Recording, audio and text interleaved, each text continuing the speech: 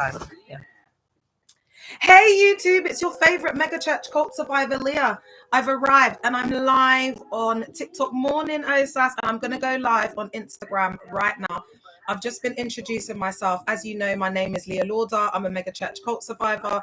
I spent 18 years in a mega church cult. Wait, let's go live on Insta. Hey Insta, it's Leah Lauder and I'm live and I'm on YouTube and I'm on TikTok. And I was just saying that today I'm going to be talking about the emasculation of men in the church cults. Okay, thank you for all the gifts and thank you for the follow, Natasha. Thank you so much. So I'm just going to kick off straight away and start talking about this topic. I'm currently writing a book, and this is going to be a chapter in my book. So if this is interest, do you know what, guys? I think I'm going to do a waiting list for my book. I think I want to do that, and I think I'm going to release it on my birthday, the 29th of January. So I'm going to create a waiting list, and I'm going to be sharing little chapters and little bits and bobs from my book. So if this is of interest to you and you think you might want to sign up and be put on the waiting list for my book, then I'm gonna do that. So please do. It's just your homegirls just trying to do a little thing. You get me? So support it, man. Especially if you're from the hood, you don't need to whatever. All right. So let's jump straight in. I want to talk about the emasculation of men. I'm just getting my charger, guys. I know this is ghetto, but it's ghetto talk. It's ghetto too. It's ghetto gram jam. I want to talk about the emasculation of men because men are heavily emasculated in these settings. And I was a high-ranking member in my cult, so I was a female leader, and I had a lot of men under me, and because I was taking orders, because everything's about orders in there, because I was taking orders from my pastor, basically I was kind of above certain like high ranking, not above them, but because I was acting on behalf of my pastor, I was kind of like emasculating, like these like high ranking like pastors and stuff. Guys, there's a world in there, I can't lie. And because there's just more women in the world than there is men. And in these CCs, these church cult settings, there's more women than there is men. That's why the women they have to turn the women into pick-me's. They make them desperate because they're in self-sealing systems, and they only allow the women to marry the men in the cult. Do you understand? So there's a lot more women in there. So you see a lot more women in like high ranking, high position roles, especially behind the scenes. The women are the machine. They galvanize. They're the power. They're the force behind these ministries. But because it's patriarchal and it's misogynistic, thanks, babe. Thanks, Varsity Dubs, for the follow. Yes, I'm very free. I've been set free. This is me before. You can't see the picture, but I was like a Mormon, for giving very trad wife, I could be married to someone who's polygamous, like that vibe. So the women become the men. And like I said to you, these CCs, these religious institutions, they're very male dominated. When you look at Catholicism, you can't even be a priest in there. Do you know, it's a sin. A priestess is wicked. Priestess! Because when it's a woman that's a priest, it's evil and it's wicked, okay? The priestess is a witch, and that is wicked. They are not women of wisdom that were burned at the stake years ago because they held knowledge. Do you know what I mean? And they were a threat to social structures and society, so they just gave them a really bad name and demonized it. That did not happen. They were doing evil magic in the woods with their herbs. Do you know what I mean? Think about it, guys. They wanted to go into capitalism. They wanted to start to introduce medicine and change the structures and systems. That's what we're coming back to, like the days of old. Like, people are not interested in materialistic things now, and money and what you got, and you know what I'm saying. Like, we're not interested in that. People want to really heal because people's mental health. Morning, MK. People's mental health is shattered. People are not coping at the moment. Do you understand what I'm saying? So the point that I'm making is that in these male-dominated institutions, whether it be the ambulance service, the police force, stocks and trades, the finance world, it's male-dominated. We can also talk about lawyers. Do you understand? But now we're seeing equilibrium. We're seeing that there's a lot more female lawyers. Do you understand what I'm saying? A lot more female judges. So whereas before, the male judge may have not given that man as a harsh sentence for like DV or rape, now there's more female judges in the car and female lawyers. Do you understand what I'm telling you? So we're seeing that the scales are starting to be a bit more balanced, and we're moving away from patriarchy and into matriarchy. That's what we're moving into. And it's such a shame that, you know, a lot of these religions, these religious institutions have hidden and suppressed the voices of women, because it's actually the women that are rising up at the moment to save the day. But because they've silenced the voice so much, morning Queen Lucia, morning Lynn's braids. And this is why these religious institutions are falling apart. I've just clocked it today, because what they've done is they've emasculated the men, made the women masculine. That's why all of the marriages are finished. Like, guys, I'm telling you now, I don't care. They can come with their rings, holding hands, whatever. It's all a lie. It's all a lie in there, Jer. It's all a lie. They're not happy. They're not. That's why they hate HATE to see me coming, because I've been there, babe. Babe, could you talk about Paris a bit? I've been a few services, but my spirit feels unsettled. Sure. Babe, what I would say to you, LOL, is make sure that you're following my main account, Leonor the 7th, because I am going to be going absolutely ham this week. If, you know, hopefully the Schumann resonance calms down a little bit, and I'll be able to be a bit more stable in what's going on, because I'm really tapped in. I'm one with the universe. So I feel, you know, like planetary alignments. I feel when Mother Earth is crying. I feel, because, do you understand what I'm saying? I'm a spiritual being, man. So if you're woke, you'll understand the times. But yes, I will be exposing Caris. I'll give you a little bit about them. Caris is a sister church cult to First Love, every ministry under Dag Mills. I witnessed with my own eyeballs David Antry coming in it was about 2008 or 9. He came with loads of people from the cult, and he was on his knees begging to my cult leader, Bishop Richard Aye, and saying that his ministry would be nothing without Dag Mills, like how much he loves him, to connecting him to the anointing, to this great man of God. And then he brought everyone that was there a Macarius, which is 66 books. It's Dag's equivalent of the Bible. And he also encourages his members to read the books, okay? So there's not many church cults that I can say unequivocally that this is a sister church cult, but Caris, I can confirm it with my eyes closed. Welcome, my Queen Innes. And even before I had one Caris survivor, I was doing content on Caris. Thank you, Innes, because I knew that it's exactly the same structures, everything. And if you go, babe, what I would suggest is go on the company's house record. Hey, Kaylee, go on the company's house record. I need to come on in the mornings, because people are more active in the mornings. If you go on the company's house records, what you'll see is that he gives about over 50K to the Healing Jesus campaign. Thank you, Ines, which is the campaign that my cult leader does up, Dag Mills. So they are heavily connected. Women are getting essayed in there, allegedly. There's a lot of preds. There's a lot of preds in Caris. I will tell you that for free. And I'm going to tell you Tammy's story. Instagram, I'm so sorry that you're getting this angle. I'm going to tell you Tammy's story. Tammy was in the Charlton branch under Pastor Timothy. Thank you, Kaylee. And she was doing the absolute most. She had a really good job. I can't remember what it was. I think she was some sort of sports therapist or something. She was making good money anyway. And she was there. Thank you, Kaylee. She was there from morning until night, serving like a dog. And I don't mean any disrespect to Tammy or her family. Please don't, you know, misconstrue. I'm actually angry.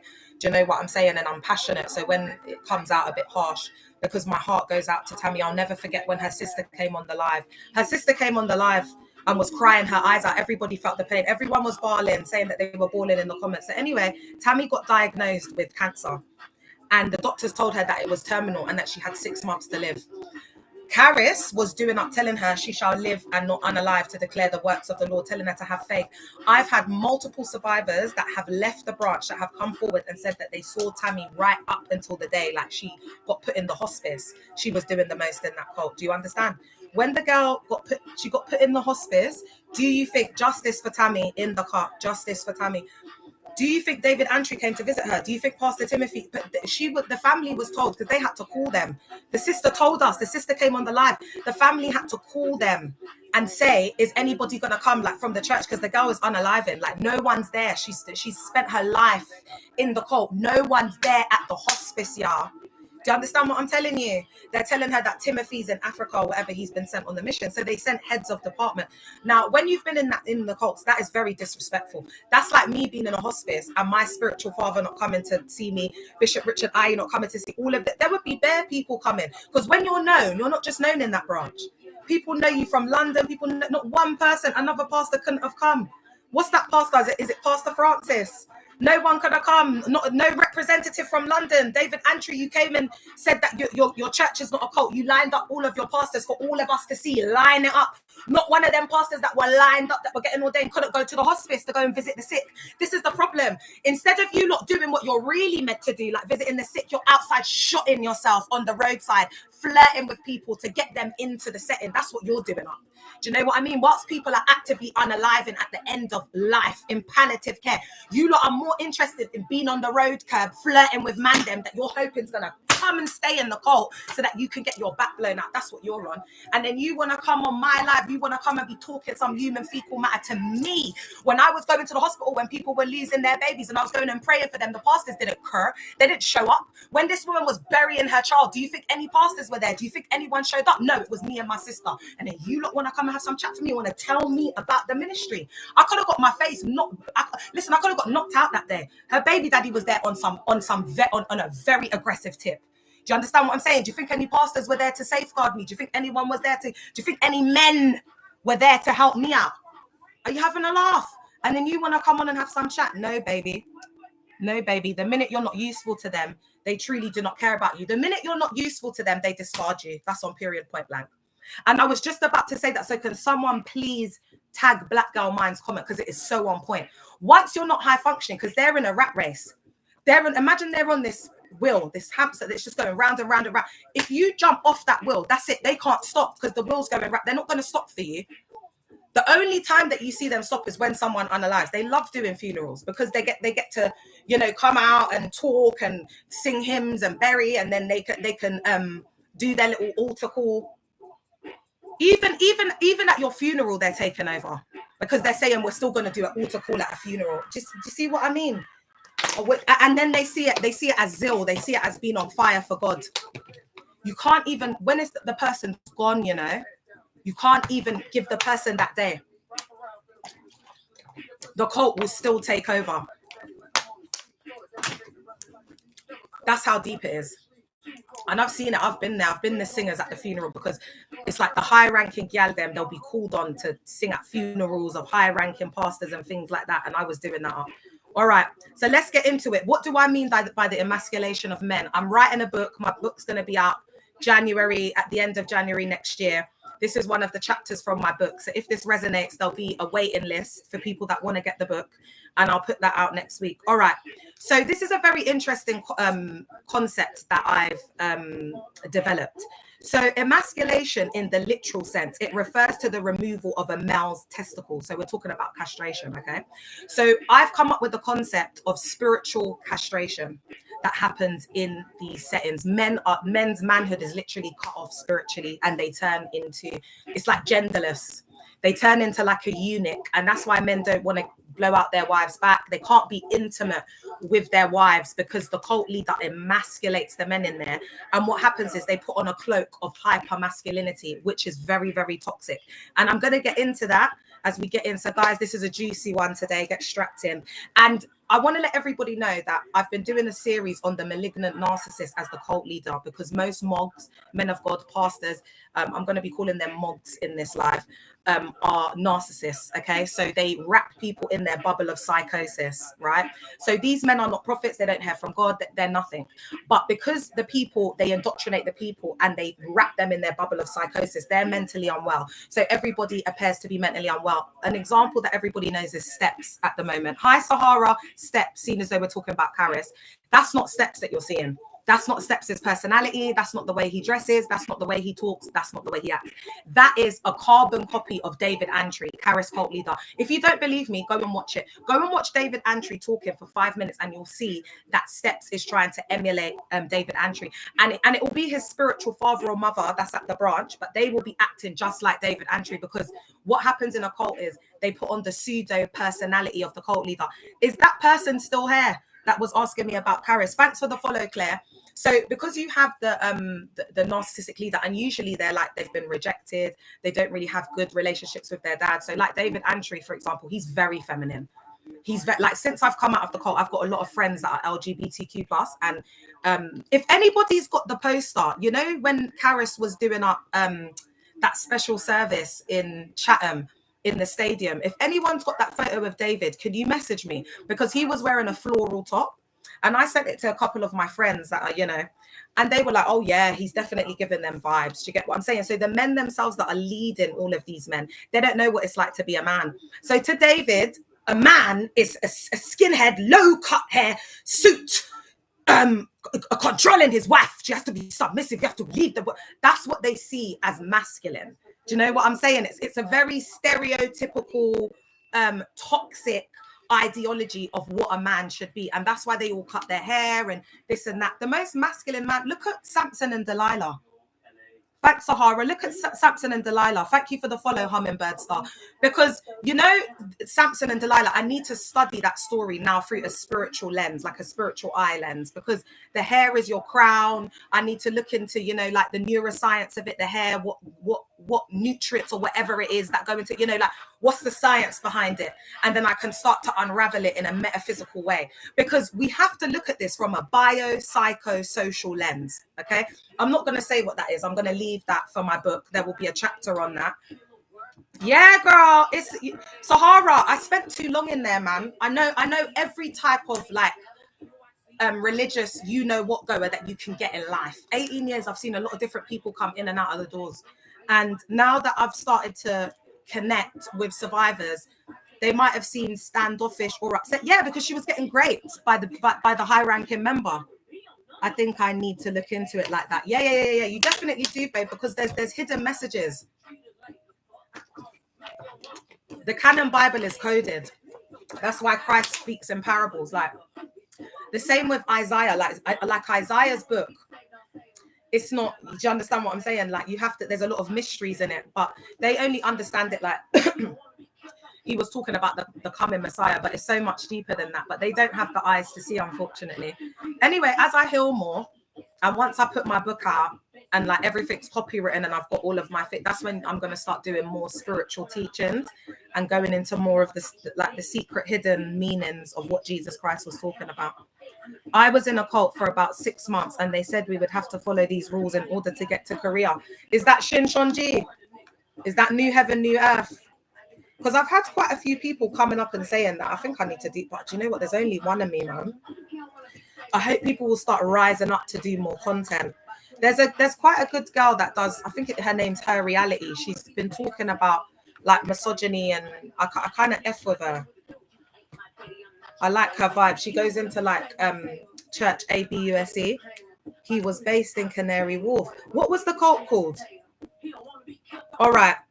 So spiritually, it's like that spiritual removal of their manhood. Do you get what I'm saying? So in a way, it's like the women become the men in there and the men become just genderless because it's misogynist. They don't, and I'm going to give you a few examples. They don't make it obvious. It's very subtle. But, and guys, look, please don't misconstrue what I'm saying. I believe women should be leaders. I'm an intersectional feminist. But in the religious institution world, it doesn't work. It doesn't work because of the misogyny and the patriarchy. If you just see your husband get laid into by the bishop and he's bawling his eyes out in front of 100 people, how are you supposed to look at that man and respect him again? Remember, it's with the rhetoric, because I love to see a man cry. When a man cries, I feel like, do you know what I mean? Like he's opened up to me. He's, and I have had quite a few men that have cried in my arms in my day. There's no sound. Can someone go on Instagram and tell me if there's sound, please? Can someone go on Instagram? Ines, are you on? Can you go on Instagram and check if there's sound, please? Because I don't know this person. Can someone go on my Insta and check if I've got sound, please? All right. So the term is also used. Poetically black. Can you hear me? Ines, can you hear me? Can you let me know if you can hear me? Queen Luciana, can you not hear me? 1 second, because I don't know if that's a troll. There's no sound. All right. I'm going to have to just do up Instagram after because I think it needs to charge. All right. It's true. Being a woman and a leader in a misogynistic institution is oxymoronic. Woo!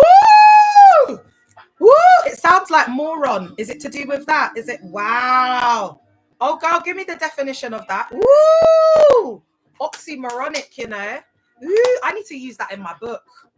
I'll quote you, don't worry. Everyone who said something, these are gonna be exact quotes that I'm gonna put in there from survivors. So it's gonna be like your quote, and then it's gonna say like Black Girl Mind, like your TikTok name. I'm gonna put it in there. So when you're reading it, you're gonna be like, oh my god, that's my quote. You get what I'm saying? Like, yeah, guys, it's the collective show. It's about us. It's about us. We're taking our power back. Like when I do that book, let's put our name on it. You get me? This is the collective. This is what we're doing up. I would have never thought about doing a book if it weren't for the survivors, and you guys are pushing me to be my best. It means contradictory. Ooh, oxymoronic. Oh, I've learned something today. And you know how sad it is? There are people more skilled, more talented, more anointed, more this, more that than the cult leader himself. But because he's a malignant narcissist and he sees himself as God's gift, no one else can contribute. No one else has a better mind. No one else can fit. But it's all the cult leader. And this is why they're not going to survive. They're not going to survive because the divine feminine is waking up. The females are waking up. We're waking up, and listen. If we're saying no to toxic men, and there's a male loneliness, the religious institutions are going to be affected by it. Because the gyaldem, do you know how much gyaldem I've had that have come on the live and been like, Leah, when I stepped in at the church, the guy that was there like a usher was a guy who had essayed me. So when they're going to these institutions, they're getting greeted by their pred.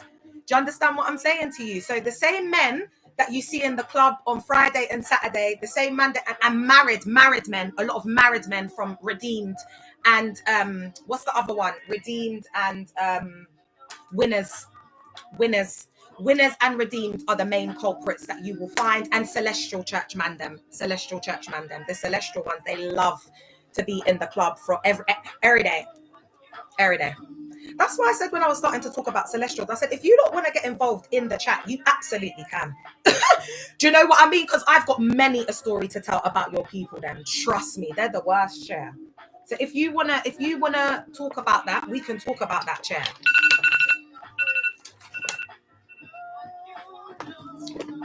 It ain't nothing but a chicken wing. Yeah. So let's get back onto the emasculation of men, because this is really important, and this is what they do up to the guys. This is why, for me, hey Queen Coco, I weren't attracted to the men in my cult because I'm coming, and I'm not advocating or glamorizing, gang life, GMs, whatever. I'm not. This is my life. I'm a survivor of CCE, child criminal exploitation. Okay, so I've been with GMs. That was the guys that I was going out with before I got so-called saved. Yeah, and started to be around rapists, essayers, and preds. Yeah, and PDFs. So before that, so that's what I'm saying. I just went from moving with GMs to being like still with criminals in this environment. Do you understand? So what was I saying? Yeah, so I was around a lot of like, I don't know if I want to say masculine. I want to say more like VIOLENT men. And because like violence is equated to like masculinity, do you get what I'm saying? And being the baddest and having a reputation and everyone being afraid of you. Like, to me, that was what a man was. Like, to be strong, to be able to protect me. And I still do think that a man should be able, but I could protect myself. Do you know what I'm saying? But I don't know, because now I like the soft men. I'm not gonna lie. I do like the soft men. I do. Because I've been with a soft man, because like, in the bedroom, it's nice to have a soft man. But you need to teach him how to be hard and soft in the bedroom. But I do like a soft man. Yeah. Sorry. Anyway.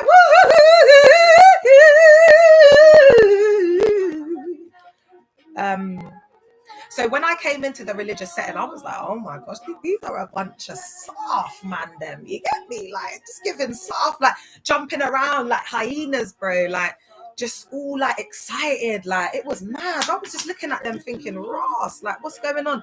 And then another thing that I used to notice as well with the guys is that because they're in like a self-sealing system, it's like they have like, what's the word? When it's hard for them to socialize, because they're not like with it. They're not like with the popular culture. They're not listening to worldly music. So could you imagine being that child like in year 6 and you don't listen to no worldly music, and then there's like the school disco? Would they even let them go to the school disco and they're just standing there with their eyes like just everyone's doing the same dance? It excludes them. They become excluded from society because no one's singing These are the days of Jehovah, written in the temple of praise. These are the days of the triumph, declaring the word of the Lord. Behold, he comes, riding on a cloud, shining like the sun, like the morning. You know, they're not doing that. They're not doing that up in secondary school. They're not doing that in secondary school, unfortunately. They're listening to all of the people, the popular music. My 11-year-old, I've had to get her with it. There are some children, for the first time, my daughter came home and she was like, oh, mummy, they were talking to us about, that thing, like, like relationships or whatever. I was like, oh my God, where are they? Us millennials that are parents, how are you doing? How are you doing? It's crazy, isn't it? It was like we're kids raising our kids.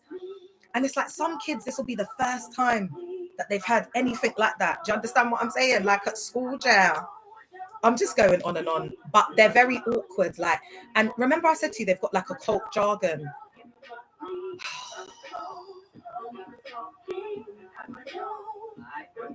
They're so socially excluded from society that they have like neurological issues. So they don't know how to communicate or like socialize with people outside of the self-sealing system. They're in a bubble. It's so sad, isn't it? Like, and a lot of the kids I think are autistic in there as well. I think because a lot of the trauma, I think they've got a lot of neurodivergence. Leah, I have tears in my eyes. You just took me out the song. Ooh, Olivia, I had to try. I was just like, can a song come to my head? It's been years. But you get what I'm saying? Like, these are all the tunes that the young people are singing in there, but they've got some Christian gospel ones now, isn't it? Like some Christian gospel tunes that sound a bit more worldly. But even so, they're not mainstream. People don't be knowing these tunes. Do you know what I'm saying? They're in there looking odd. They're sticking out like a sore thumb. And then what happens is, this is why the PK's kids turn into 304s, yeah? Because they're wrapped in cotton wool. They're so tightly, like it's so controlled in there, yeah? So even when they're in there, they might end up doing stuff with the gal then, but not really. But then when they go college, or they go to like secondary school, if it's a mixed one, and then they start interacting, and then the gal them start to like be feeling them. And then they start to get like a chip on their shoulder. Before you know it, they're sleeping with everyone, completely out of control. Soft Life, DC Amazing, can you give them a warm welcome for me, please, and do the honors? Or Ines, or any mod that's on here. Can you see Amazing in the chat, y'all? Thank you, Ines. Love you.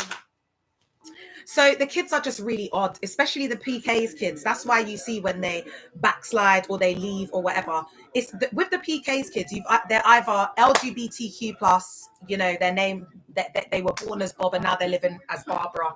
Do you know what I'm saying? In New York, or they're like hyper religious, like Sarah Jakes. Like the other extreme end. Do you understand what I'm saying? So.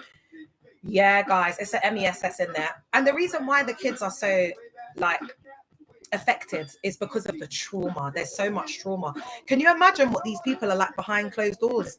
The silent treatment, the way that the parents treat each other, then they just got to come in and put on a smile and just. That's why if you're born from that country that begins with A and ends in A, you're going to be more susceptible to these environments because your parents have been faking it for years, like your whole life. So when you come into these environments, it's normalized because you've been desensitized to that fakeness, like having to show up and have reputations. Like daddy was putting hands on mummy on Friday, but on Saturday it's your uncle's engagement, so you've all got to go as a family and you all put on your ankara and you all go and match, and mummy puts on her makeup and hides, wears the glasses and whatever, and you lot are all going like a happy family. Or daddy's been out the whole weekend with his mistress. Do you get what I'm saying? Mummy's been crying to you lot the whole weekend, because a lot of these mums, they start to bring, especially the covert narcissistic mums, they use their kids as like a weapon with the guys. But some of these guys, they just don't care, especially the ones that are from the N, the country beginning with N. They can just be cold boy and just not care.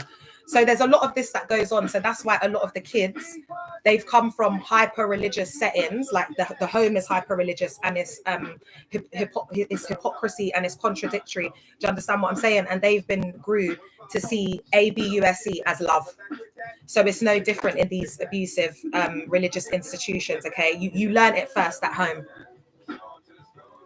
You learned it first at home. You learned it when your mum was crying over your daddy spending too much time with the mistress. Do you get what I'm saying? You learned it when daddy's a prolific cheater, like just cheated on your mom your whole life. You've got other siblings out there. There's another family that lives half an hour away from you. You know them ones. Like there's kids all over the gaff. That's how you grew. So when you come into the church and you now hear that the pastor's done A, B, C, and D, oh, men are, they're only humans. They make mistakes. Why? Because daddy made a lot of mistakes, and mummy told you the same thing. Do you see what I mean? So there's a lot. It's guys. The trauma goes deep. Ines, do you think I should restart the live? I've been on for about half hour. I'm feeling like I should restart the live. TikTok, I'm going to restart the live. I can name a lot of folks. Ooh, I'm going to restart the live TikTok. If you want to come back on, come back on. If I've got tutorials, I'll be on another account. YouTube, bear with me for 1 second. I just need to restart the live. Oh, okay. I'm all right. I'm surprised, boy. I just think it's when I'm shouting and I'm doing the most. You know what I mean? That's when it gets locked up. You get it? I wonder why that phone has no sound. Let me try. Should I try? No, I want to charge it a little bit. All right. Sorry, YouTube. I'm just sitting here talking to myself, chair. But you lot are here, so technically I'm not. So, if you're from that country and you've had a similar background to that, it doesn't even have to be as extreme as that. It doesn't have to be that, daddy was putting hands on mummy. Hey, girl, you lot like up the live for me, please. It's not necessarily that, daddy was putting hands on mummy. It could have just been that there was no love. Like a lot of the men, like they stay in relationships with the woman, like, but they don't love them, but they think they're doing it for the kids. Do you know what I mean? And then your parents, there's just no love. And a lot of the time the men cheat. So I think that a lot of women have been used to that. Do you know what I mean? Like that rejection, that abandonment. Do you know what I'm saying? Like learning that, like, that's what love is. Do you get it? So I think it's really interesting to look at it through this lens, because then we're diving into, like childhood trauma. We're going into, dysfunctionality, growing up. And then that will take you into like really deconstructing and deprogramming.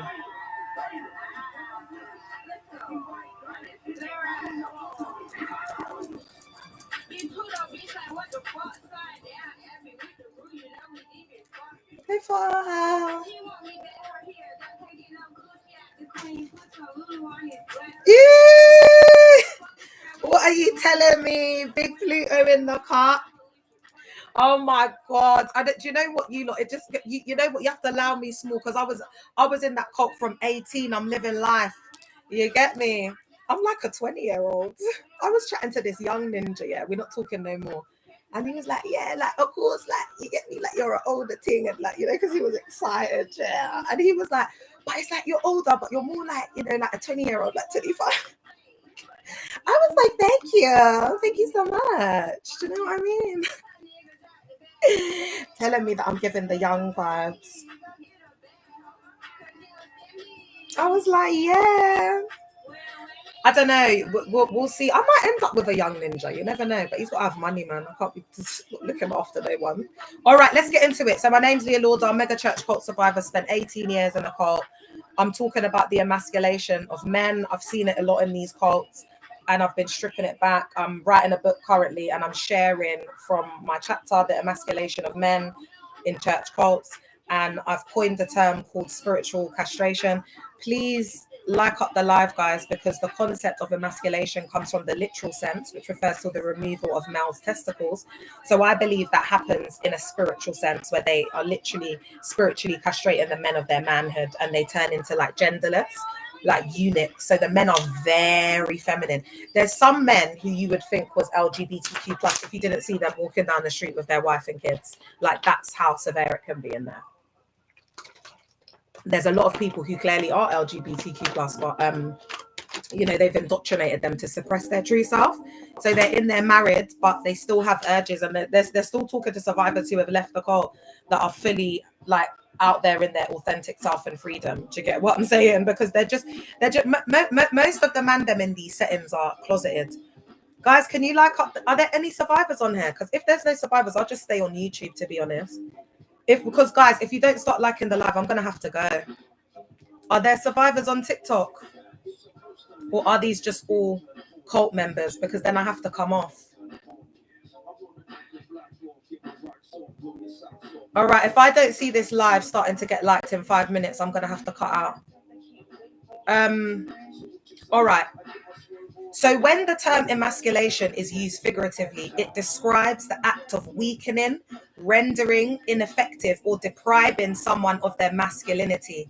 This can also involve humiliation, criticism, or the perception of a decline in traditional masculine traits. I'm going to break this down. This is stressing me out, chair. All right, so the part that stuck out to me a lot was the humiliation and criticism. I'm going to talk about this cult ritual that they have in Daguerre Mills ministry called Titus and Crete. And usually it's just for pastors, but I was a high-ranking member in there, so I've been in there for many years, and in the headquarters. Thanks, Lynn's Braid. So we do things differently there. So I was a part of 2 Titus and Creeds, and I've got all the receipts to show the invitation, because you can't take phones in there. And we are quizzed on the cult leader. Thanks, Lynn's Braids. We are quizzed on the cult leader, his books. So it's and we do exams on the cult leader's books. That's how much of a malignant narcissist he is. He thinks he's so great that we need to be quizzed and have exams. They're global exams. He's absolutely delusional, that man. Absolutely deluded. Do you know what I'm saying? He listen. Anyway, all I'm going to say is I've started to build my energy up. So get ready for me. Get ready for me. Get ready for me, Dag, next week. Lighthouse. These are the ones that need to get ready for me next week. Lighthouse Chapel International, the whole of UDOGLC, especially Joshua Eward Mills. Bishop Joshua Eward Mills needs to get ready for me next week. Caris needs to get ready. Caris need to get ready next week as well. And another church called Proton need to get ready for me as well. I'll give you a little heads up, Proton. Thank you, Lids Braids and Proton. And there's a few others that I'll be exposing as well. And I'll also be going into the Portuguese, Angolan and Congolese spiritual institutions as well. Yeah. All right.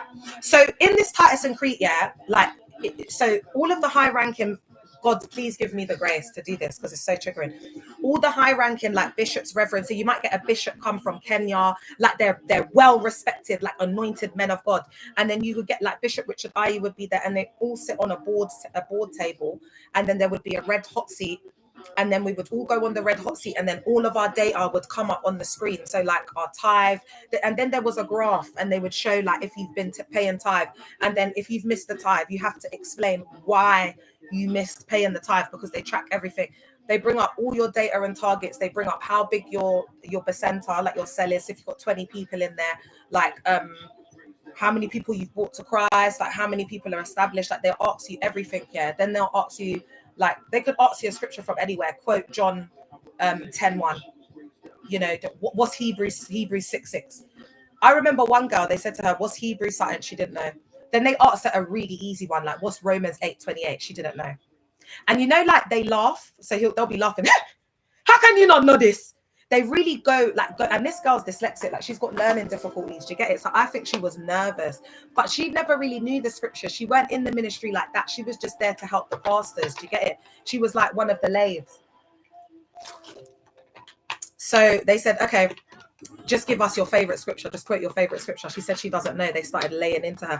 Then the pastor got called into a meeting and they were laying it. So do you see what I mean? Another example is there was a guy, and I can't even remember what it was, what question he got wrong, but he got something wrong. Bishop Richard started throwing chairs, started flipping tables, just doing the most. The guy's bawling. I've seen grown men cry.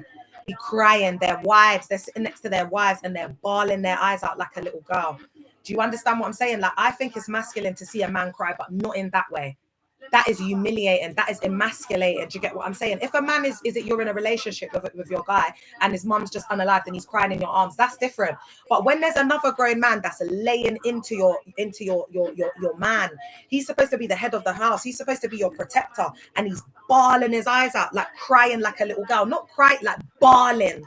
I'm sorry, Bishop. I'm so sorry, Bishop. Like begging. There's been people begging on their knees, guys. It gets wild in there. So in my experience, Sister Philippa was doing it up, and then Bishop Richard did another one. And she said, Leah, how long have you been in the ministry for now? I said, I can't even remember, Lady Reverend. I think maybe 16 years. She said, you have done well. Good and faithful servant. She said, you're released to go. So I didn't get a grilling. I didn't get asked no questions. I didn't get asked nothing because of my faithfulness. Because I've been there for 16 years, I was pardoned. Do you see what I'm talking about? Do you see that it's not a cult? Do you see the whole thing? It's just all human fecal matter. But they want to show people, like, do you see that was like, and at that point, yeah, my spiritual father was coming to the cult, and there was a lot of grooming going on. That they were grooming me a lot before they knew that they were going to make the switch, and they were going to want me to do the same thing that I did in North K and Apache. They knew what they were doing, man. They knew what they were doing. They knew, because me and Reverend Edmund were like the dream team. Do you understand what I'm saying? Like, I love my pastor. I'll go all out for my pastor. And Apache was falling apart, like how it is now. The attendance was going down. It was just a mess. Do you know what I'm saying? And my pastor came in, and I came in and really revived it and got the young people. Is Christ First on here? Because Christ First can vouch for me, because Christ First saw everything. Hey, I'm not bringing disrespectful, but don't you think you need to get on with your life and forget about it? Inish, do you want to do the honors? All right. So again, they're rendering their masculinity. They're giving their power to someone else. And the wives ain't even going to want that husband to touch them.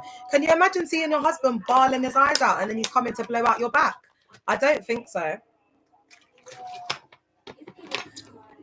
And what I'm going to say to you is, a lot of these guys that come into these settings, they're already messed up. Do you know what I'm saying? Like, they already got mommy issues, daddy issues. They're coming with a plethora of trauma. They don't even know how to be a man. That's why you see these guys, yeah, that latch on to these cult leaders. SPAC Nation is a very good example. These men are, I can guarantee you, if we did a poll, majority of those guys have not had like a proper father figure in their life. And so they've latched on to Toby, and Toby uses that. They use that psychology in it being a family, a spiritual father. They latch onto them because they're used to having like elders. Do you understand what I'm saying? And taking orders and being in that type of environment. Do you understand what I'm saying? It's like a doggy, what is it? Doggy, whatever world. So it's that same type of vibe. So you'll see them being followers. A lot of the men that come in there, they're not leaders. They've always been followers or a victim of some kind. Even when the guys come in there, they're like, "Oh yeah, I was some big bad man. I was a GM on the road." Babe, if you were 14 going to Cunch, you were getting traffic lights. You know them ones, and you didn't have money to be picking up big bits. That's why, like, when these 15-year-olds come and give their testimony, like, I was this big top shotter in the end. It's like, how? At 15 years old, like, what? Like, most of these man them, they tick their first like big bit. They tick it. Do you understand what I'm saying? So they owe someone money. Do you understand? So that's why they'll do what they got to do. When people ain't paying up, that's when it starts getting sticky. Do you understand what I'm saying? They're babies. They ain't got money. They ain't got money to be picking up like that. Do you know what I'm saying? So when they call, look, I was some big G. No, baby. You picked up from someone, and if you didn't bring them their peas, it was going to get real sticky for you outside in these streets. Do you know what I mean? So don't go on like you were some big bad man. And a real GM, a real gangster knows that there's always someone bigger and badder. Like, I don't go in like thinking, oh yeah, I'm gonna, like, you know, I can beat up anyone. I'm the strongest. I don't go in like that, but I got heart. So it doesn't matter how big you are, how tall you are, how whatever you are, what reputation you got. I'm gonna stand 10 toes down. Even if I get mash up, I'm still gonna stand 10 toes down on it, because I stand on what I say and I do what I say. Do you get it? That's just my heart. That's just the heart I've got. I've got a lot of heart. Do you understand what I'm saying? And that's why I've always been rated, because I've got heart. You get me? Like, these man them don't have no heart. They fall apart, yeah. They're like gyal. Do you know what I'm saying? Like, they're in the settings, gossiping, sitting there chatting with gyal. Do you know what I'm saying? Like, a lot of the men are pretty boy. They come in there, they're dressed like they're going to a day party, like it's a motive. Do you know what I'm saying? Princesses. They've spent like ages in the mirror getting ready to cut. They love themselves. Them type of man there they love themselves, because the gal them worship the man them in there. They pick mishas. So when they come in there, it's like, oh my God, men. All the girls are flocking around them. And then the pastors are like, oh, the young virgins shall flock to thee because you have the anointing. No, it's because he's got some D. He's got on a designer fit, like they're attracted. It's got nothing to do with the anointing or the oil. It's all lies, yeah. Especially if there's one guy in there who's all right, because there's guys. I'm not gonna lie to you. Like the selection of mandem that's in these institutions is absolutely crazy. That's why why do you think all the millennials are divorced? All the women my age are divorced, because we were all doing hyper religion. We were in spiritual psychosis like in the 2000s. Now we've all divorced them because they're no leaders. The men are weak. So a lot of the women, like us millennials, we just said, oh, we're just going to do it by ourselves now, because we don't really need them. Do you know what I'm saying? Like, we're just looking after them like our little kids. That's why if you're not married, you escaped. All that would have happened was you just would have married a guy young in your 20s, and then you would have been divorced like at my age, like around 32, 34. So you've escaped it. Rather focus on yourself. And I am going to be answering some questions, because I don't see the survivors on here. They wanted some relationship advice and some advice around what to do with personal prayer. So I'm going to go into that, because I'm always going to bring it back to self-love, guys. That's what because, you know, the facts of the matter is, what are you going to tell me? Oh, you want to meet a soulmate, you want to meet this, you want to be that. But I thought I met my soulmate, and now I got divorced. Do you get what I'm saying? So I'm her. So I'm not, what I'm saying is, and I know it's hard for gal them that haven't been married, haven't had kids, this, that, and the third. But isn't it better to just love yourself, even if you don't find someone? It's better to be by yourself and have a life of peace and freedom and loving yourself. That's why the women look so old. That's why the women have aged. Oh, you love this tune. If I rule the world. You get me? Like, all of the women, like, those women are not old. Like, the aunties are not old. It's because of the men. They've psychologically, like, worn them down. They've turned into like old women. We're not old. Like, that's why, like, it's like, oh, let's stop saying 30s now and whatever. Because the millennials, we were the generation that was like, no, we're not doing up that. Do you know what I mean? We're going to live our life. We were the first generation to just stop breaking ish apart. Do you understand what I'm saying? So it's like the millennial, we're not on that. So you're seeing now 40-year-olds, 50-year-olds, these women are looking good. The men are even going for older women now. The men are actually going for older women. Like, oh, how the tables have turned, yeah. Oh, how the tables have turned. And what you'll notice is, it's the high value men, like the rich men, the ones that have got it together. Do you understand what I'm saying? You'll see that they're with their classy bird, you know what I mean? Like, they're queens. But there are some young queens as well. Don't get it twisted, because there's some survivors. I'm like 10 years older than them, but the knowledge that they got, they're real queens. So, like, that's why when a lot of people see, even them gal then that do all the plastic surgery, people think they're DUMB. Them gal ain't DUMB.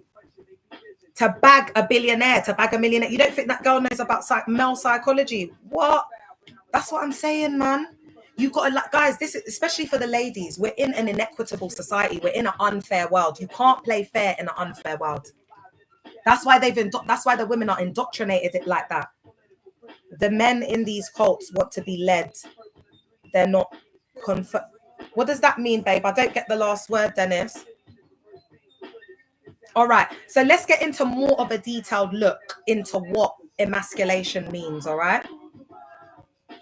So I'm going to talk about this from a spiritual lens. So I believe that they do a spiritual castration of the men. Yeah.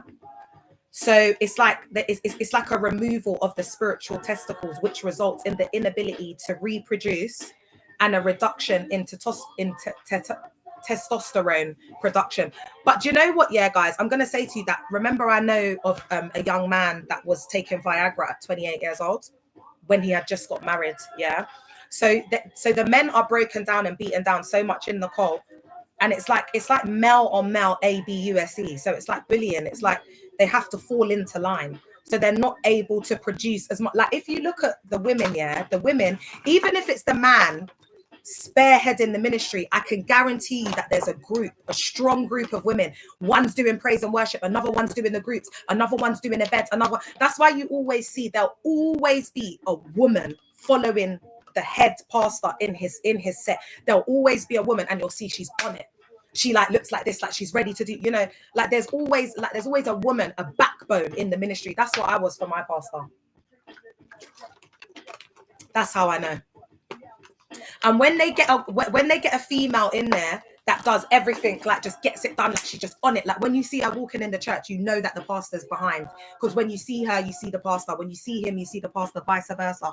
Yes, Potter's house is a cult. I've had survivors. Haven't you seen that? Potter's house is a mystery to me. I don't know what the people like this are doing in there, because they're clearly, you know what? Have you heard what they talk about in there? Anyway, let's look at the figurative meaning of emasculation, and then I'm going to go in about, I don't know, I'm kind of good today, but I'm going to go soon because I want to just chill, have some breakfast. and then I might be back on later. Thank you, Ines. And that's my Instagram, and it's the same for my YouTube as well. All right. So what they do up in these church cults is that they spiritually emasculate the men. So the men lose, there's a loss of masculinity. Thank you, Shay. There's a loss of masculinity. That's why, ladies, like, don't feel some type of way when your childhood friends, you know what I mean? You listen, even the gyal them that have baby daddies, even if your baby daddy ain't there, this, that, and the third, I don't think you understand. These women are literally, they're occupying a guest in the home. A lot of these husbands don't even sleep in the same bed as them. They're sleeping in the living room. They don't talk. The most they do is the school run, the emotional, the physical, getting the kids ready, doing it all falls on the woman. Plus she's working. Plus she's looking after the man, doing his washing, cooking for all of that, has to be cooking every day. It's HELL. You're better off. You're better off. I'm telling you. Ladies, they've been lying. Why is a woman going to come and admit to you that this is the worst mistake I've made in my life? Like, they're not going to do that. They're not going to do that. They're not. And then they act like the divorced women are salty. Oh my God, we just haven't got it before. It's a projection. So what they do is they demonize the divorced women because we leave, we level up, we start to look beautiful, have you seen the glow up of a woman when she leaves like a relationship that's been weighing her down, or a narcissist? She glows up completely. Do you understand what I'm saying? So they want to try. That's why I'm not like, babe, I don't want to trade places with you. Like, even as I was driving down the road today, men were gawping. I don't even know why they were gawping today, but men were gawping, doing the most. And I'm thinking, oh my God, why are these men gawping? Like, I haven't even cleaned the sleep out of my eye. Anyway, so I'm just doing what I'm doing. And I'm sitting there thinking, bro, oh, thanks, you lot are feeling the playlist. I'm thinking, bro, if I wanted a man like today by 12 p.m., I could have a man today by 12 p.m. If I want to get some D, not even by 12, there's someone I could call right now, he'll be here by 11. It doesn't matter where he is. It's like my man's flown. Do you understand what I'm saying? Like, it's not hard to get some D. It's not hard to be in a relationship. These men are waiting to get picked up and put in a house where a woman's already cleaning, got her ish together, folds clothes, getting the washing, getting a free meal every day. They listen, babe. They are scrounging. Do you understand? To be driving your car and to be in your yard and eating your food. There's a lot of stray animals out there that need a home. Let me tell you that. And even the guy that would be interested in me that I could get with, yeah, a lot of gal them would love to be with a man like that, but my standards are high. So I don't want a regular degular. I don't want your average Joe. Do you understand what I'm saying to you? Like, I'm a complex person. I'm lit. I need someone who's going to be a vibe. Or even if they're not a vibe, like, usually my perfect matching is an eccentric, quiet guy, an introvert, but he's eccentric and a bit nerdy. Those kind of guys, because I'm a sapio extra, so I need to get stimulated in my mind. I also talk a lot, so I need a listener. I just basically, when I'm with a guy, I need someone who's going to worship me and look at me like a goddess, like Beyonce. Otherwise, it's not going to work. Because I like to be the center of attention. I talk a lot. You know what I mean? He has to be able to. He's got to be able to deal with all of that, chair. Why did I get onto all of that? Anyway, let's get back to the point. So the loss of masculinity. So this usage often involves the idea of a male losing his strength, dominance, or traditional masculine qualities. So this is what I mean when they put the women in the leadership position and they're rebuking, Tunde, and he's in the branch and he's got his wife there and his 2 kids, and I'm here saying, Tunde, come, I need you, come and do the words. Who's that? Tunde, I need you. Come and do the words. I need you to do ABC, and I'm ordering him around like a little child, like a little girl. So it's like we don't put respect on the men's names. A lot of the time as well, if you're in a high-ranking position, like as a woman, it's like the pastors talk about a lot of people in the cult, and the pastors' wives are gossips. So who's requesting? Can you tell me in the chat who's requesting and why? The pastors' wives will be gossiping and breaking down the men. Do you understand? So the women just lose respect. It doesn't become... And they might preach about it. They're very like contradictory and hypocritical. So they might say, oh, you have to respect the man, but then they'll change it up. Like when it comes to ministry, it's different rules. I'm not requesting. I just wanted some questions answered. No. So can someone do the honors? Because that's a troll. Can someone do the honors? Because I don't have time for that. As you can tell, in this attire, I'm not on it. In this attire, this is when Leah's not playing no games, yeah? So they lose their dominance, because if you're there making up, putting women in leadership position, a perfect example is Sister Philippa. She's the pastor of London Apache. Now she is an Episcopal bishop, so she's a female bishop. I don't even know if her husband's a reverend. They just gave her husband that reverend title so they could, so he won't be emasculated. But that's what I'm talking about. This guy is so weird, her husband that she's married to. I don't even know where to go, but when he preaches, he'll be talking about how much money he's got, how he makes money on his phone from his fingertips. Very insecure because his wife has gone further in the ministry. Do you know how emasculating that be for a man? And you've got to remember, these are male-dominated, misogynistic environments where when they're sitting and they're in certain crowds and certain things, the wife is going, but he's not going, and they have to deal with him and let him into certain circles, even though he's weird and he's not anointed, not even the slightest. But they got to give him that because the wife is that. Do you understand what I'm saying? So it starts to get, and you know what, Sister Philippa, I wouldn't be surprised if that woman has like a terminal illness because she's really ill at the moment. I've seen her sitting on a chair because that woman has gone above and beyond for that cult. And when she used to come on and do her little talking, she would say that because the guy's demanding. So because he's jealous of her, like her success in the ministry and allegedly, it's like she has to do the most and some, like overcompensate. Like she'd say when she goes on to a camp, she has all these different meals cooked for the husband for him to take. Like it's just wild. So I believe that it's going to start to take a toll on her body, and she's got 3 kids. Also, she got her tubes tied. Bishop Richard told us in a service because she had 3 kids, and he said, if you're serious about the ministry, I'll get your tubes tied. So do you see how they're just buoying off the husband? He doesn't even have a say in like his wife's reproductive system. Richard IE has more of a say of his wife's reproductive system than even him. So when you lot are going to London Apache and you're seeing Sister Philippa there, she's severely indoctrinated, yeah. All right, so humiliation and weakening. It can also refer to the experience of being humiliated, shamed, or having one's power or influence diminished. I've just said that. He's stripped of his power. He's stripped of his masculinity. He's stripped of his birthright of supposedly being a head of that home. You can't be, if your wife is a bishop and you are a reverend, in the ranking scheme, you're well at the bottom of the food chain. And Sister Philippa is masculine. Like the women have to be masculine because they have to give orders. They're a general of generals. Do you understand what I'm saying? So it's like Sister Philippa, and then all of the reverends that are under her, they're all men.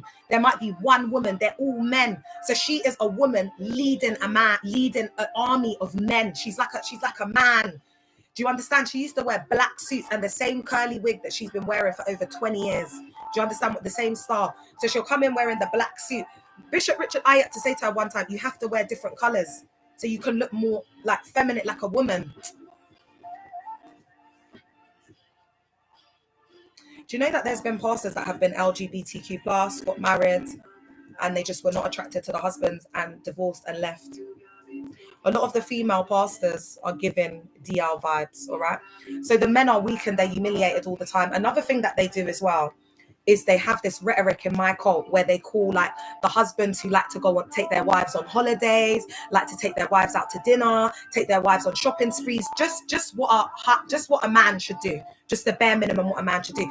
The cult leader has branded those men as A1 husbands. Thanks for the follow, A1 husbands. So it's like, oh, you don't want to marry a pastor at all. You want to marry an A1 husband, don't you? You want to marry an A1 husband that will be there. He will stroke your hair. He will tuck you into bed. He will massage your feet. He will massage your back. You don't want a husband that is working for the Lord. You don't want to support your husband in ministry. You don't want to be a woman of God supporting your husband. You don't want it. You want your nice, quiet life, your holidays. Why not? Why not? Why not? Why not? Because the pastors don't travel. They don't do nothing with their wives. They don't love their wives. People can see it.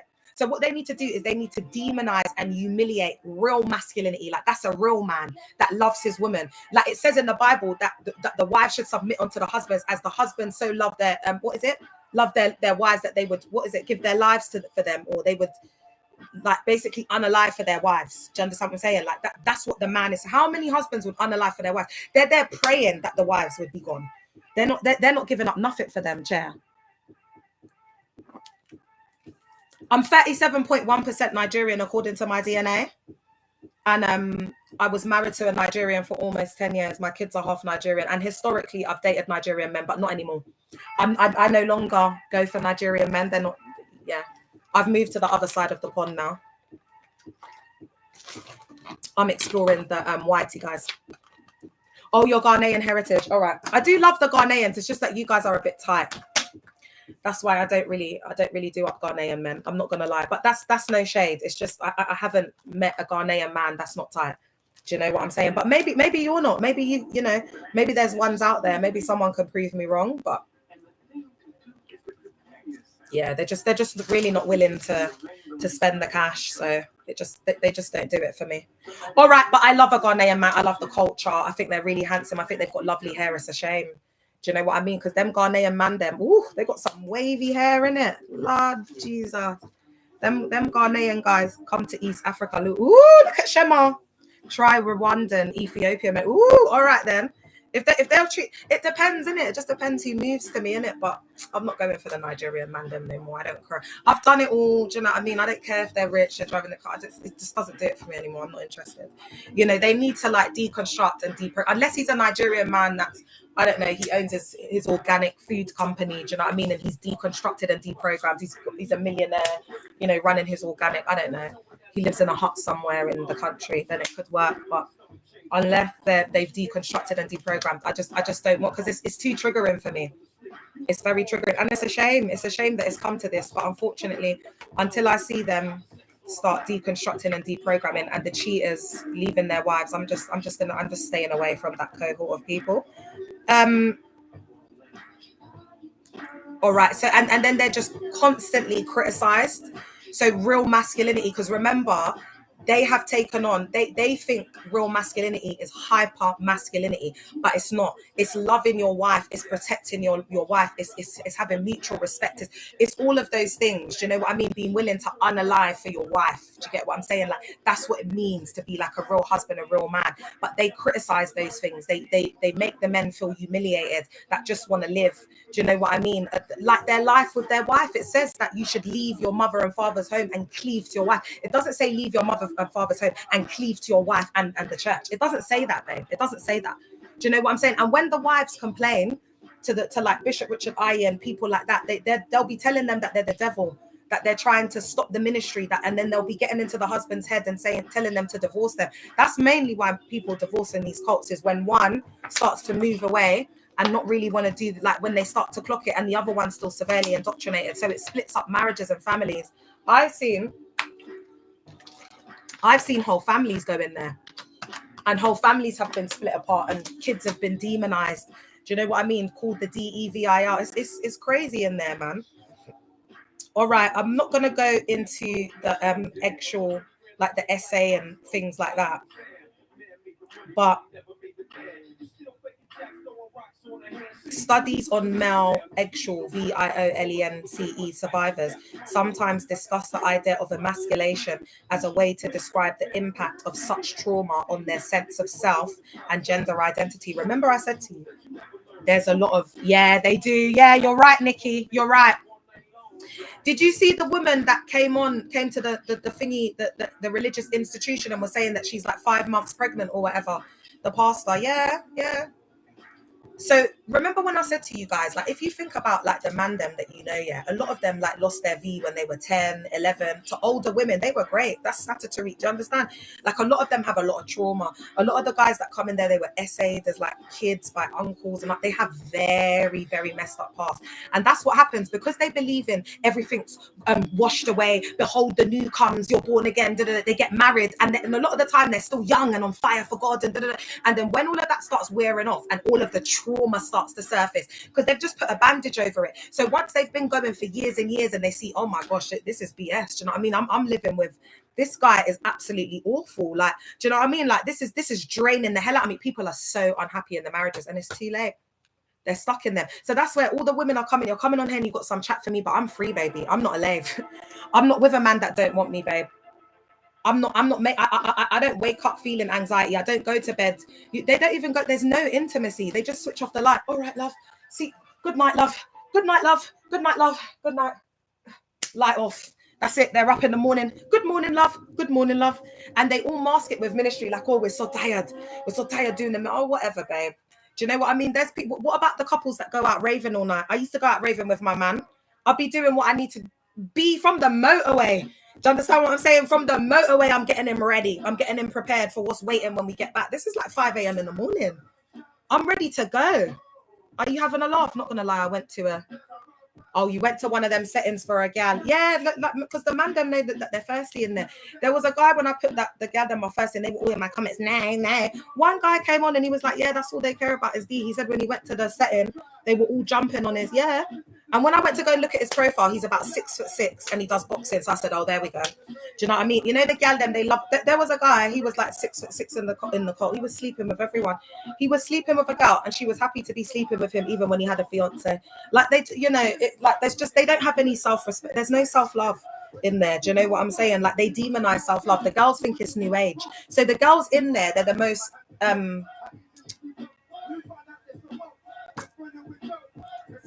there's no HATE like Christian love in it. That's all I'm gonna say. The gal them in there are delusional. That they're fasting for their husband and whatever. Absolutely delusional. They're not looking at themselves. And what it is one of the main things that the women will suffer with in there is pride, because the way that they indoctrinate the women to feel like they've arrived when they're the wife and it's an achievement and just it, and they already come in with a stank attitude. You get what I'm saying? So it just worsens over time, and they are like the stone of ages. When they get in that house, no is no. They cannot budge. It's like most of them that marry, they've met their own, their equal, and they're butting heads because they're both, none of them forgive. Do you get what I'm saying? That none of them forgive. They can't, even the scripture, don't let the sun go down on an argument. They can't even fulfill very basic scriptures. What they're doing is they're out here preaching to everyone and telling people that they're going to go to HEOL, but you're going to go to HEOL because you don't even love your neighbor, your own husband, the one person that you're in a covenant relationship with. You can't even show love and romance and whatever with, but you think you're better than something. Like, it's all walk. That's why they need to get exposed, because they're all hypocrites. One tried to get me, the amount of bumbleclaw I tell him. Woo! That's what I'm saying. Yeah, and they're very good. They're very good talkers because they're charismatic. You know, like the religious men, they're very, very good talkers. They're very good at, you know, like they're smooth. They're smooth with their words. They're a Casanova. They're a smooth operator. They know how to get a girl in the bed sheets like that. And a lot of them use like mystical manipulation and scriptures to coerce women. So they'll twist them and they'll say, I see in the spirit. Hey, Joker. Yeah. They're all pick-me's. And you know what, guys? Pick-me's are the worst type. Pick-me's will conspire with your man to unalive you. Like, they're very, very dangerous. That's what, like, I've been around a pick-me. That's why I call them 304s, because them type of gal there, they'll do anything. They've got M in their heart. They'll take your life. Do you understand what I'm telling you? They don't cur. They've got no, what's the word I'm looking for? I don't want to say decorum, but it's like they've got no morals. They've got no morals. Do you understand what I'm saying? Like, they have absolutely no morals. They just don't give a... Do you understand what I'm saying? And these are the type of gal them that end up in the cults. That's what I'm trying to school them. I'm trying to help them. I'm trying to help them get rid of some of these Jezebels. Because if you have a girl that comes into the cult and her history has just been around the block, being with a lot of married men, she needs to spend a lot of time deconstructing. She needs a lot of therapy, and she needs to understand how the word works. She shouldn't just be put, she's been there for 6 months and she gets put as the main praise and worship leader because she can sing. Before you know it, the whole choir is sleeping with each other. Do you know what I'm saying? It's like stuff like that. It happens continuously because the things that they believe in, they materialize. And remember, it's a collective, it's a mass of people. So that manifestation happens at a more rapid rate, at a more rapid speed. So where I'm sowing the seed of confusion, doubt, whatever, it doesn't matter. Because what's happening now is they're all speaking with their mouth, but in their hearts, they're not believing it. And in order for it to work, you've got to believe. You can't have a doubt. Even if you have faith as small as a mustard seed, if they doubt it, that gives way for the enemy. That will give. Do you understand what I'm saying? So it's too late. People have stopped giving. There's people that have stopped paying their tithes in there, but they're still in there. There's people who aren't giving the offerings that they used to give because they've been hearing, they've been seeing the content. So that's why I don't care. It's not necessarily about people leaving. It's about the finances share, and people aren't giving like they used to. That's on period, point blank. Hell broke loose in one church I was invited to. Is it? What happened, girl? I think I'm going to start getting ready to go, like, guys, because I've been on here for a while on TikTok, and I think I want to try and see if I can motivate myself to do a bit of writing, man, for my book. But have you not got any questions? Have you enjoyed it? Did you enjoy the spiritual emasculation of men? And I will continue to talk about it, but it's just like, even the men that come up, like, in my comments, like, you know, because I've, like, I'm not trying to speak slang. I'm not trying to sound hood. I'm not trying. I'm from the hood. Like, this is within me. Like, these guys that are in there, like, when they come and I feel embarrassed. It's like, it's such feminine energy. Do you understand what I'm saying? The men are really soft, and it's like the women, usually in these settings, the women are more stronger characters than the men. It's like the women are wearing the trousers, the women are bossing around the men. It's crazy. Oh, thanks, MK. The pastor proposed to one church member, then all the others he was sleeping with came forward.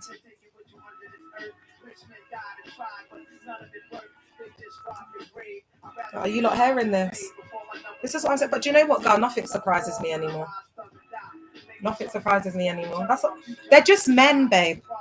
You know, at the core of it, when you strip it all back, they're just men. That's why these religious institutions sound more like these, you know, red pill, like hyper, misogynist, you know, masculine podcasts. That's what they're like. Oh, thanks, babe. Thanks, Ines. That's what they're like.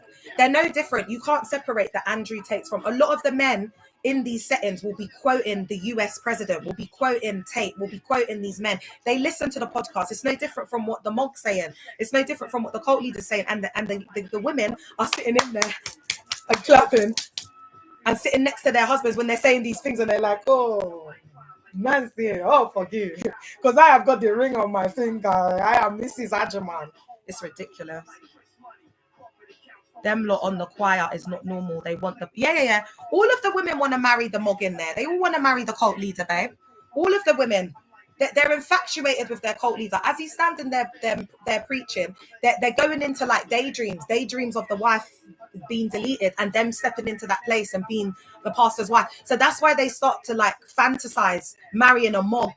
Everything's about a Mog because they're infatuated with their pastor. They're in love with their pastor. They're in an emotional affair with their pastor. They don't clock it. You're not clocking it. You're not getting it. You're not getting that I'm sitting on business, are you? You're not getting it. Do you know what I mean? Like, they're in love with their pastor, girl. That's why they want to marry a Mog. You know, I wanted to marry a man that was bald with glasses, just like my pastor. Just like my pastor. I wanted to marry someone just like my pastor. Do you understand? So they're infatuated, obsessed, absolutely devoted. And that's why when Soft Life was on there, she was saying that the pastors get more of a supply from their members than even their wives. And it's true. It's true. So many of these men are getting BUN with these pastors. Yeah. And they're becoming just like them, babe. And then they're marrying unfortunate looking women with unfortunate personalities, no personality. Can you imagine what it must be like being with someone you're not physically attracted to them with the eye, and then the conversation's just unalived? That's why these man them, they spend a lot of time alone.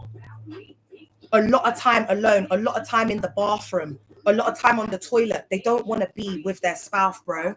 Like, do you understand what I'm saying? And then they're in the institution half of the time. But that person wasn't picked to be their lover, to be their equal, to be their soulmate, to spend their life with. That person was picked because they're a Barbara the Builder and a Pick Misha. So once they stop doing it, they stop being the Barbara the Builder and they stop being the Pick Misha. Like, they might try and say something back to themselves, like, oh no, I'm not going to do it or whatever. And then the man's just like, I'm going to divorce you then. He doesn't even give her a second chance.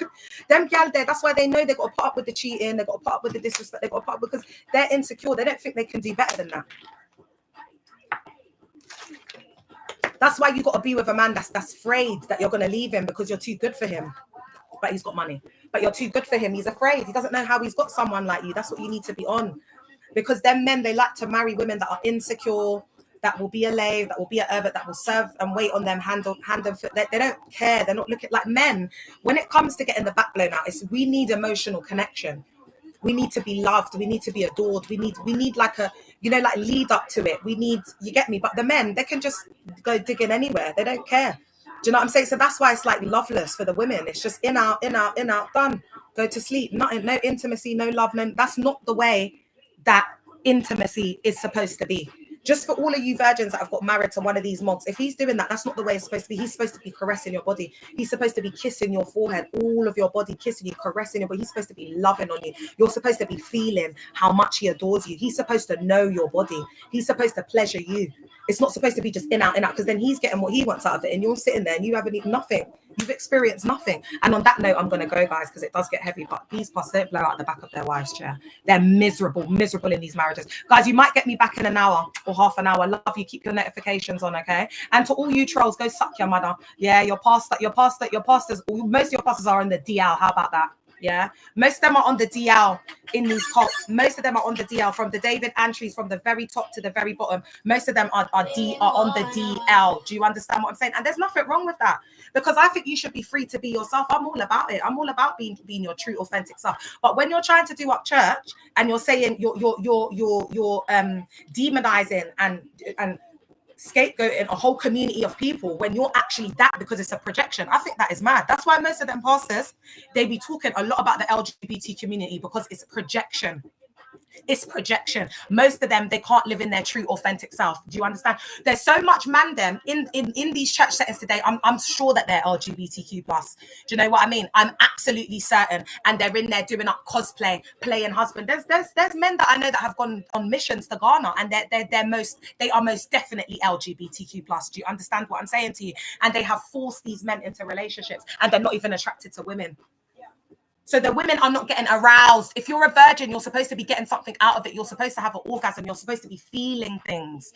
The man is supposed to be caressing and loving on your body, not just digging, just going in and out, like he's freaking pounding you. Do you know what I'm saying? It's not supposed to be pounding and then he comes and that's it.